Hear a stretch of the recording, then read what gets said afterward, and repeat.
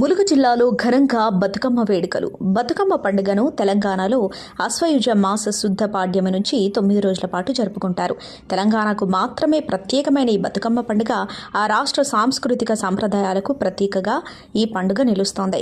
9 రోజుల పాటు బతుకమ్మను ఆడుతారు ఆడపడుచులు. మొదటి రోజు ఎంగిలిపూల బతుకమ్మ అని అంటారు. చివరి రోజు సద్దుల బతుకమ్మ అని ఈ యొక్క బతుకమ్మ వేడుకలు ఘనంగా అంగరంగ వైభవంగా తెలంగాణలో జరుపుకుంటారు.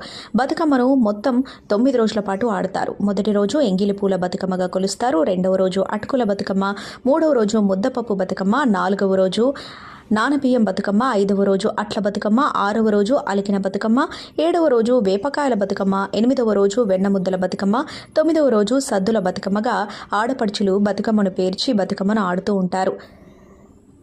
ఇక ఆడపడుచులందరూ కూడా అత్తవారింటి నుంచి పుట్టింటికి చేరుకుని ఈ పూల పండుగను అంగరంగ వైభవంగా జరుపుకుంటారు.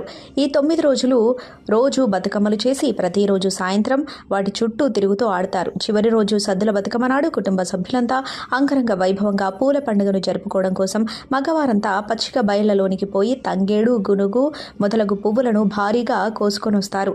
ఆ తర్వాత ఇంటిల్లిపాది కూర్చొని ఆ పూలతో బతుకమ్మను తయారు చేసి ఆ రోజు సాయంత్రం పెద్ద చెరువు దగ్గరికి చేరుకుని బతుకమ్మ ఆడతారు. వెళ్ళి రావమ్మ బతుకమ్మ వెళ్ళిరా అంటూ పాటలు పాడుతూ చెరువులో నిమజ్జనం చేస్తారు.